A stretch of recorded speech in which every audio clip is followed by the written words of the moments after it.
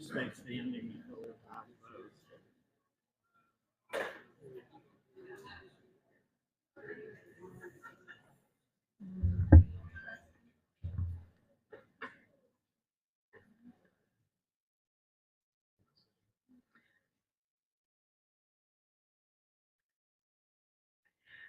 I would like to call the annual meeting of the FreeState Electric Cooperative to order. I'd like to remind everyone voting here tonight that ballots will need to be dropped off in the box prior to the counting of the ballots tonight. You can't hear me? How about there? And I'm sorry, I can start over. I'm just saying welcome. I'm glad you're here. And if you have a ballot, the ballot box is over at the table right here. If you haven't put it in the ballot box, please do so before we count the ballots. At this time, would you please stand for the presentation of the colors by Boy Scout Troop 81, and please remain standing as the troop leads us in the Pledge of Allegiance.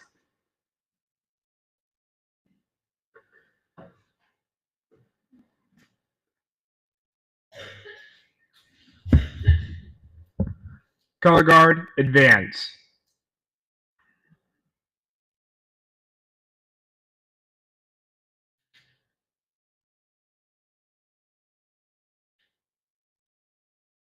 Color Guard, please post the colors.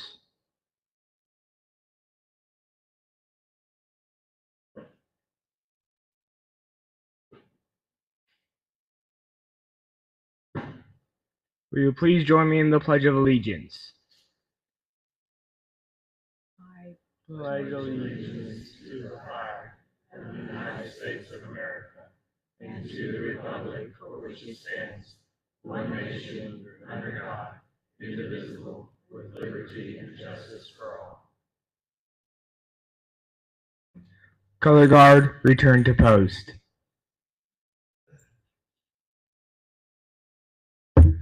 You may be seated.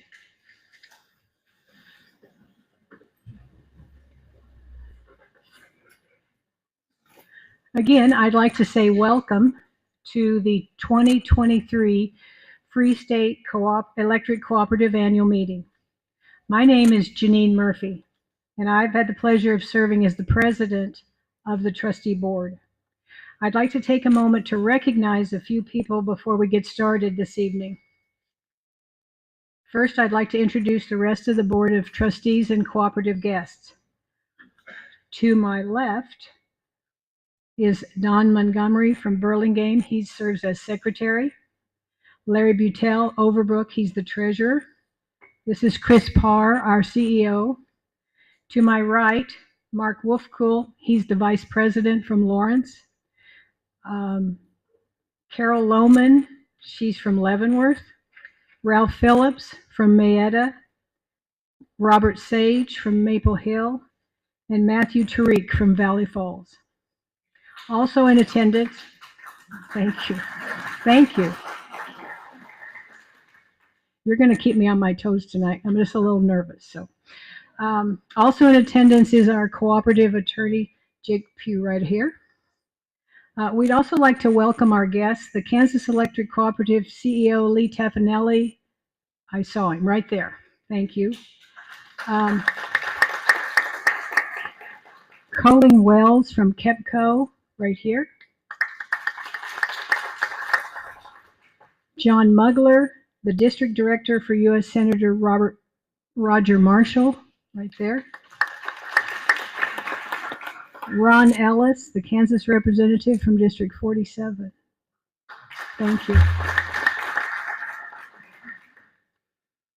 I have been informed that there is a quorum tonight and we can now conduct the business of the cooperative. Our first order of business is the approval of the 2022 annual meeting minutes. These can be found in your annual report. I would entertain a motion to approve the minutes as printed, and I would need a second. Is there a motion? So moved. Thank you. Is there a second? Thank you. All those in favor of passing the minutes, please say aye. Aye. Opposed, nay? The motion passed and the 2022 annual meeting minutes have been approved. Now I'd like to invite our board secretary, Don Montgomery, to read the official notice of our annual meeting.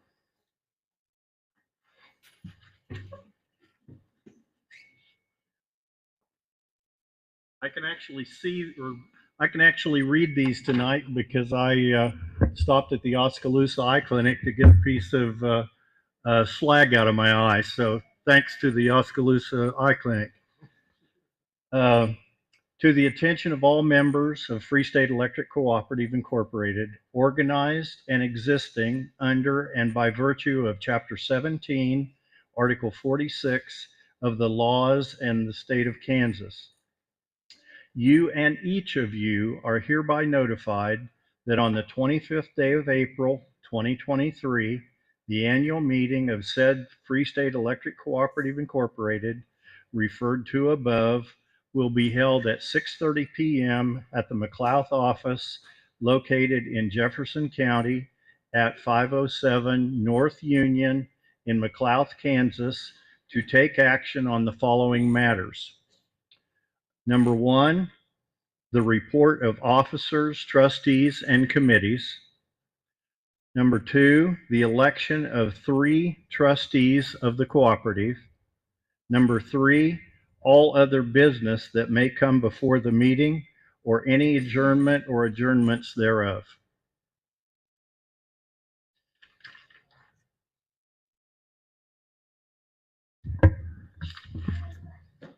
Thank you, Don. Now I would like to invite the board treasurer, Larry Boutel, to the podium to give our financial report. As treasurer of the board, it is my responsibility to oversee the financial activities of the cooperative. The Board of Trustees commissioned the services of Eide Bailey, LLP of Sioux Falls, South Dakota, to make a complete audit of the accounts, the books, and the financial conditions of the cooperative. The audit covered the cooperative's fiscal year, which began the 1st day of January and ended the 31st day of December. The review examined the cooperative's accounting records and accounting procedures to verify that they are accurate and in compliance with accepted standards. The auditors also reviewed the cooperative systems of internal controls, including the segregation of functional responsibilities, the method of authorizations, and the procedures that provide control over the assets and the liabilities. I'm pleased to report that 2022 was another successful year for the cooperative. FreeState maintains a viable financial position.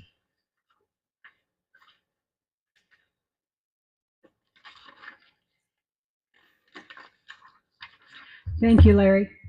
At this time, I would like to invite Jake Pugh, our cooperative attorney, to the podium prior to counting on-site ballots.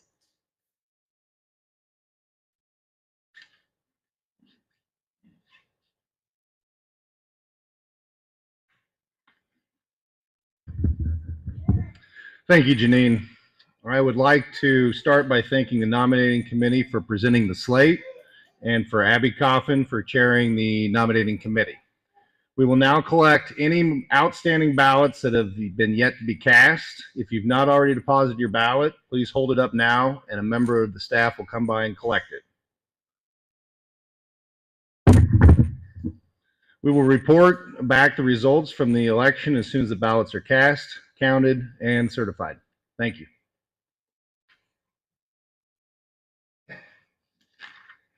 Is there anybody that had a ballot before we move on? Thank you. Thank you, Jake. Now, we're ready for the president's report. That'd be me. All right. I've been a cooperative member my whole life. I'm a second-generation board member who has seen firsthand what it takes to bring each of our members safe, reliable, and affordable power. It's no easy task, but it's a responsibility that is powered by connections and a desire to serve members like you. I have served as a trustee for 16 years and have been president of the board for the past 5. There have been many challenges and changes in that amount of time, but board members still have a responsibility to each member. We all believe to serve our members, we need to listen first. The board here at FreeState believes that active listening and a commitment to learning are critical to serving in the role as a trustee. It's also critical to be transparent and accessible to members because this industry keeps evolving and we must evolve with it. We want to earn your trust, and we are not only guided by the 7 cooperative principles, but also by FreeState's core values. Trustees of your cooperative have a sincere interest in preserving the strength of the cooperative through maintaining and developing relationships and connections.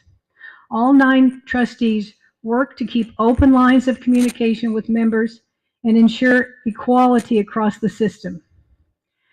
Did you know that being a trustee means continually learning and being up to date with research and initiatives that are driving the industry?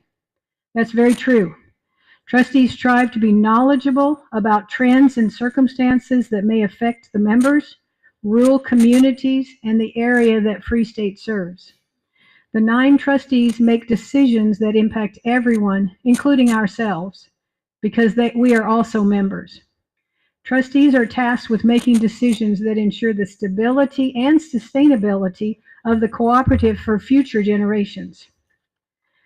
As a trustee, we represent our families, our neighbors, and our communities. I, for one, am very proud of the work that the cooperative has done to promote not only FreeState service, the FreeState service area, but rural Kansas as a whole, and the organizations that serve the area to make it prosperous. Every trustee serves the cooperative because they desire to make our way of life better every day. And we look to connect with members. It's a powerful responsibility, and it's one that we do not take lightly. Now I'd like to invite our CEO, Chris Parr, up to the podium to present the state of the cooperative. Okay, I'm going to let you turn that off.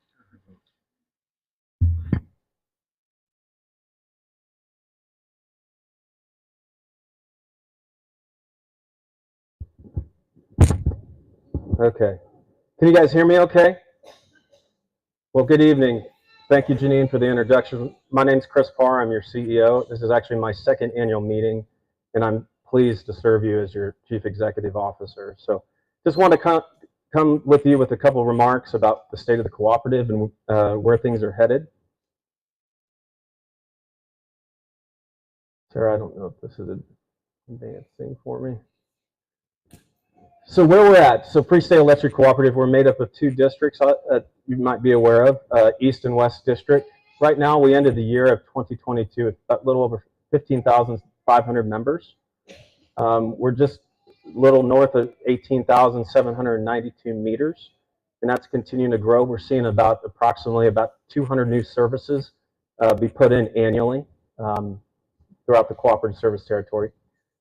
We have over 17,000 transformers, and I think you've all heard out there, there's a big issue with trying to get transformers right now. So that's what we're maintaining in our capital plant right now. We have 17 substation and 21 metering points. So our metering points is where our wholesale power supplier, KEPCO, Kansas Electric Power Cooperative, and Westar Energy interconnect to our system, and we distribute that power from those metering points. We have over 3,100 miles of distribution line out there that we maintain. So just to give you a perspective, we have 13 linemen in each district that monitor and make sure that we keep the lights on every single day. We maintain over 72,000 poles, 18,600 cross arms, and now we have 4 constructed solar farms, which I'm going to kind of give you an update on where those are at also. Sarah, if you give me the...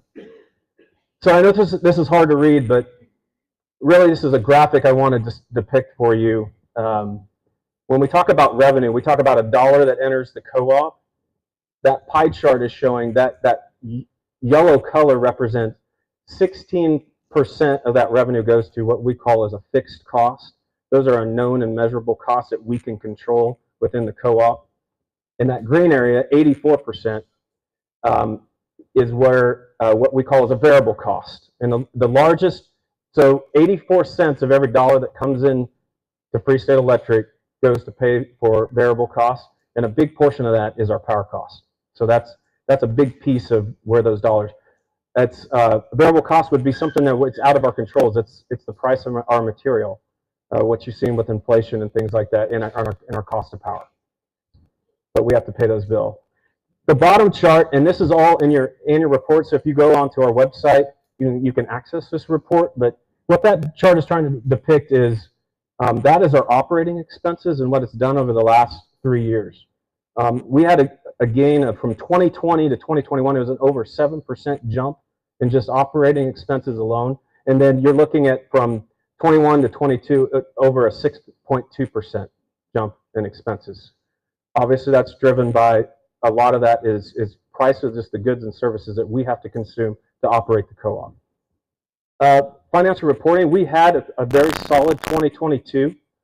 As you might depict, last year's weather, we had some pretty extreme weather, a warm summer. I believe that shows that last year's sales was about a little over 5.4%. The previous year was about 2.4%. So we doubled that sales mark over the last year. So strong sales there, which I'm going to get into a little bit later. But our rates, in one district were implemented 10 years ago, in the other district 12 years ago. So we're very weather dependent on when it comes to sales. So when we have extreme weather events, that's when our sales change dramatically.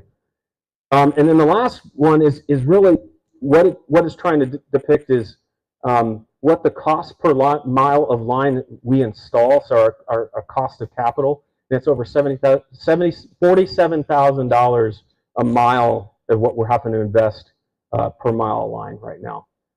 And that's driven by really the cost of material itself.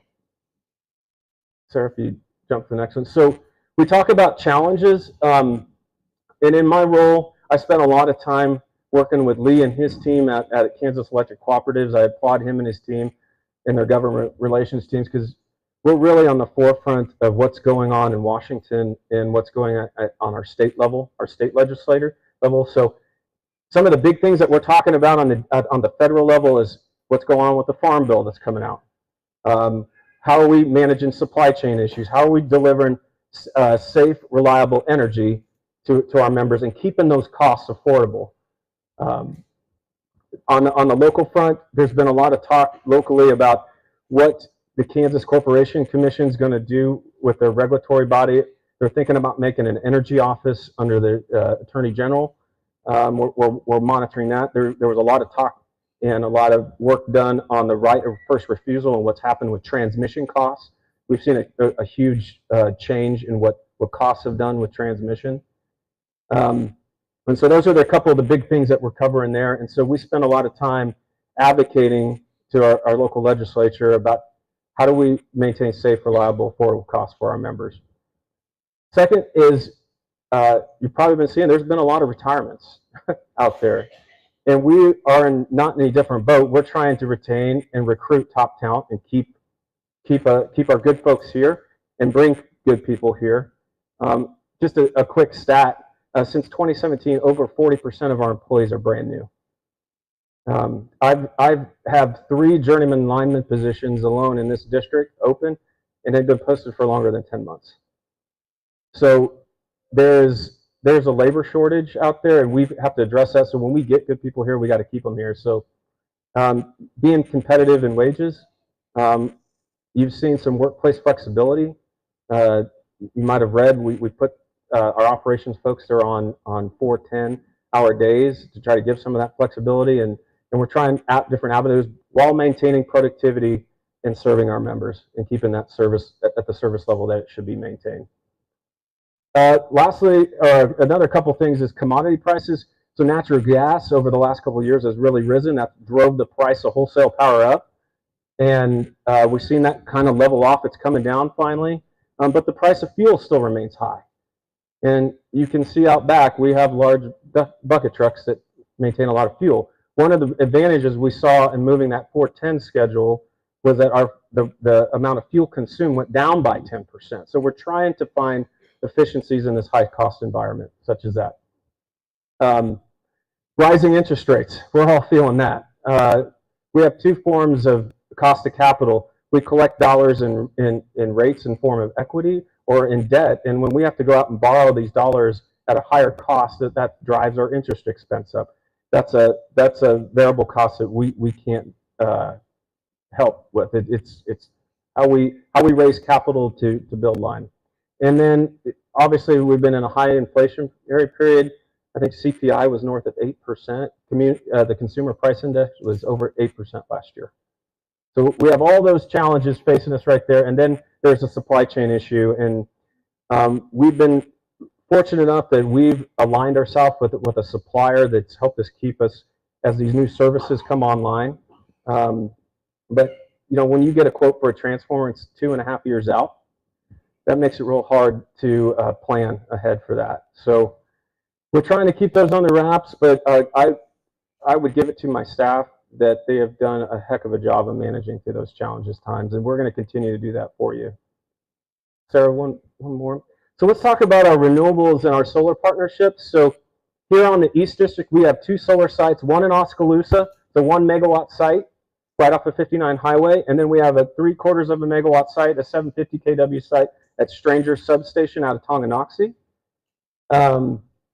And just to give you a little perspective on just what a megawatt solar saves the cooperative, it's about $170,000 per megawatt per year annually in power costs. So it's a big deal for our members. So we've also just completed 2 solar sites on our West District. We have one just south of the office off of Auburn Road. We call it the Crooked Post site. It's a 1.675 megawatt site. I'm going to show you some pictures of that. We're partnering with Evergy on those. Here's a picture of it now. So we, about 1.5 years ago, we started working on this piece of property. That's our Crooked Post substation right there. It is actually FreeState's largest substation. We serve over 3,300 members off that site alone. And our largest member sitting on that substation is Auburn Washburn School District. So that's served off of that. So we put, on this site, there's about 5,400 panels that we put up there. It's on a single tracking axis array, so it does follow the sun. And that gone commercial March 1, so that is fully operational. We have one other site up near Silver Lake. It's called Cairo. We have 1 megawatt up there that we have going. And then just last night, myself and my team, we were at the Douglas County Planning Commission, and we've got approval to move forward at the county commission level to do a 1.25 megawatt site out near Stoll substation in Stoll, Kansas. So that will be pretty much, we have all requirement contracts with limits in it. That will pretty well be our last solar site to build. So the last 3 years we've been really focused on that.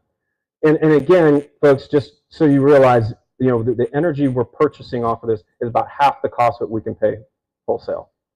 So it's a huge saving, and these sites will last us for 35 years. So great for the co-op, great for managing our power costs and mitigating demand costs. And lastly, I just want to talk about what is in for our future. Where are we headed? We've probably seen the most change that we've seen in the last 3 years that I've ever seen. And everyone's talking about electric vehicles. We have to talk about electric vehicles. Infrastructure is coming. It's not quite there. I would say that on the Tesla side, there's probably the infrastructure is a little better than the non-Tesla side. But just to give you a perspective, we did an analysis and we said, hey, if we were to add 700 vehicles onto our system, spread out through our system, what would that do to our capacity requirements? We estimate that'd be an additional 4 to 5 megawatts of load that we would have to take on. So those are the types of things that we're monitoring and making sure and planning for, because we know that they're coming. And we've also, so what we've done to work on that, we've launched a EV car club. It's called Club Electric. And for those that register their EV, a member that registers their EV, they will get a $100 bill credit with that.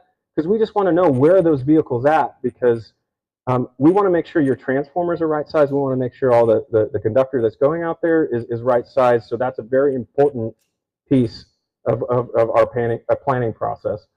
So with that, we've seen increasing demand. Ran a calculation since 2020 to 2022. We've seen over a 6.6% increase in demand. And think about at your own home, are you plugging more things in? Everyone is. So the rise of power, it's really coming, and we're seeing it. And so we need to mitigate, because that's our biggest cost on our wholesale power bill. Another thing is we're looking at aging technology and metering infrastructure. So the first parts of our current AMI system, automatic metering infrastructure system, that we put in was in 2012. So we're about in year 11 in some of that infrastructure, and it's met its life cycle. So we're actively seeking about what is our options, how do we move forward in a cost-effective manner to give you the type of communication you want, even maybe from your cell phone, on outage management, all those pieces. So we're working on that actively. And then the other thing I wanted to bring up is just about our rate structures. Being, like I mentioned, 10 and 12 years old, we do not have an electric vehicle rate. And how do we manage that cost? If someone's charging in the middle of our peak demand at our highest demand, we don't have a rate to manage that. The other thing that we've been seeing is the amount of penetration we have on our system from a net metering perspective. We have over 3.4 megawatts of installed member-owned generation, solar or wind. About 398 accounts are on our system. So in our rate structures, we accounted for in our tariffs a 5% limit. We've actually met that limit. And we're one of the first co-ops in Kansas to reach that limit. It happened very quickly. And just to give it perspective, Evergy, by statute, has a 1% limit as an investor-owned utility to offer net metering. So those are the types of things that we're just getting prepared for. Again, I know that's a lot what we're looking for, but it's an honor to serve you, and we're always here if you need for it. We want to be your trusted energy partner, so please call us with questions, and thank you very much. Thank you, Janine.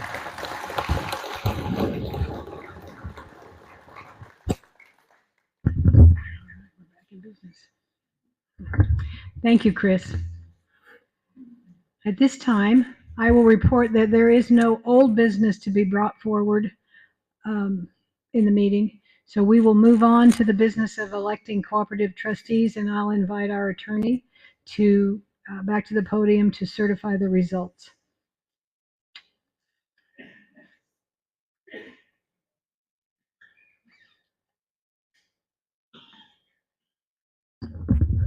Thank you, Janine. There were 1,540 ballots cast via mail, and 15 ballots were cast here at the meeting tonight. And all the ballots cast here at the meeting tonight were counted. The results of the vote were as follows. The winners are West District Position 1, Larry Battelle; West District Position 2, Dawn Montgomery; East District Position 1, Janine Murphy. These results have been certified by me and Survey and Ballot, who conducts our annual election. Thank you.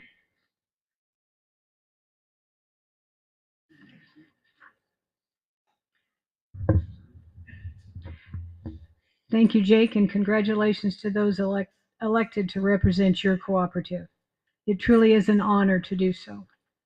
As we wind down the evening, we want to go ahead and draw for door prizes that are provided to us by our vendors, and we'd like to thank them for their generous donation. As we draw names, and I'm going to get this straight, if your number is called, then they're going to bring you a card, and that card needs to be filled out with your name and address. And then at the end of the meeting, you can take your card to our friends over at the yellow table to pick up your prize.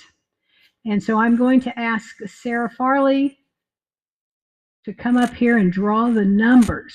So has everybody got their, do they need a number? Get your number out. We'll just wait a minute until everybody finds their number. Yeah, I have a couple announcements.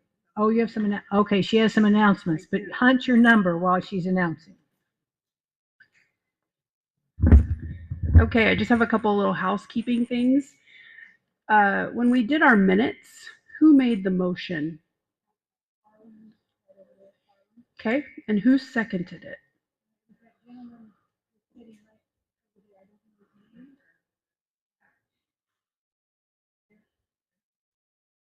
Yeah, I just need a name.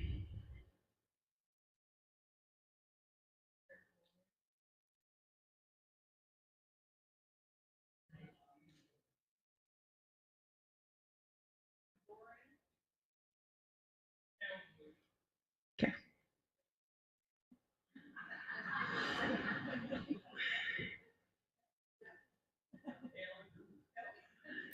Yeah, I got it. Thank you.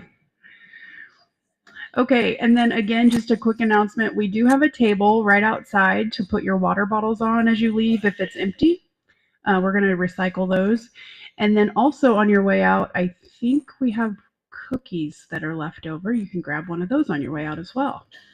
So I know, exciting. I'll get going because this is the exciting stuff. So we're going to start. We have a smart TV. This was donated by Border States. And yes,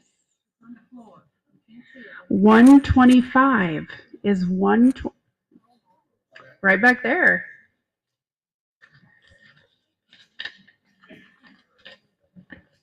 And again, like Janine said, they'll bring a card to you. Just fill that out. And then on your way out, trade the card for the prize. Okay, our second prize is a wine fridge. And this is from Annexter. 223. 223. All right, you got a wine fridge.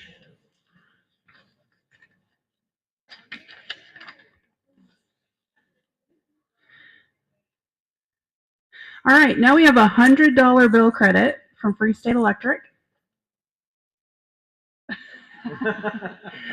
I don't think so, Tom. Well, maybe. I don't know. 143. All right, $100 bill credit. Okay, and then we have a $50 bill credit. This is also from FreeState. 260.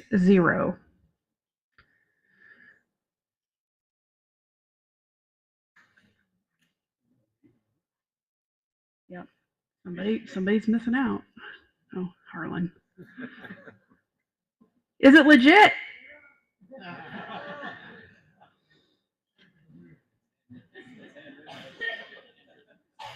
How about 173? All right over here.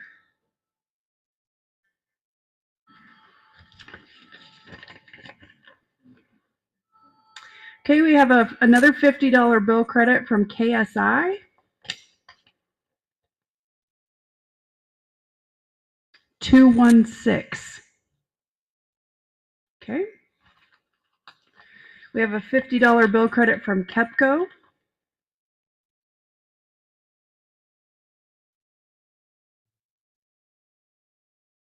130. 130.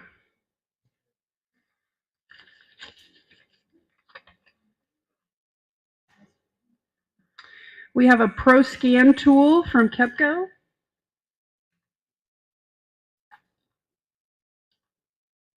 251. 251 over there. See? 251. Oh, sorry. I thought Michelle. My fault.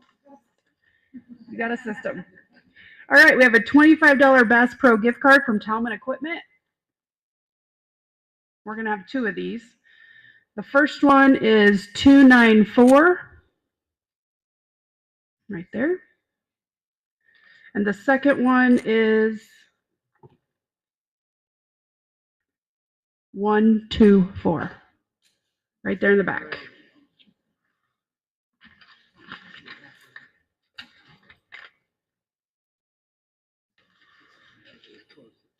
Okay, we have $25 gift cards. We have a few of these. These are all from our Baldwin Pole. This is the company we get our poles from.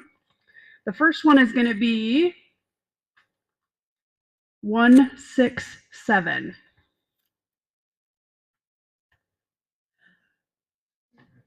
What, back there?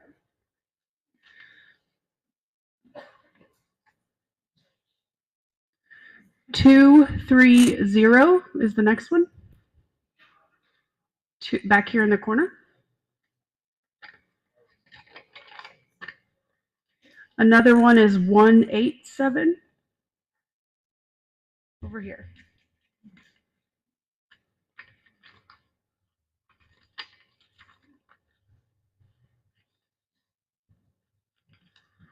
Michelle, was that number 12? Okay. You're on 13.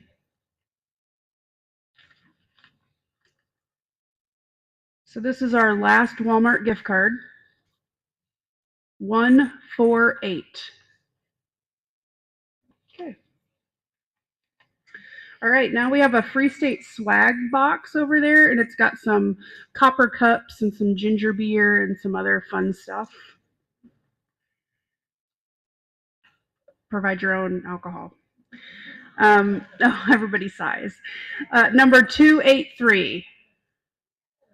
283. Congratulations. All right, and our last prize of the night is a Yeti cup provided by Uline. And it's 131 over here. All right, thank you again to our vendors who provided those prizes. And fill those out, and on your way out, stop at the yellow table. Thank you.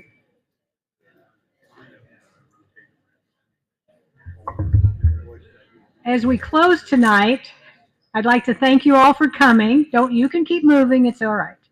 And engaging with our cooperative. If you have any questions as we move forward, I encourage you to give the office a call or reach out to your board of trustees. We're here to serve you. Thank you again, and please have a safe drive home. Good night.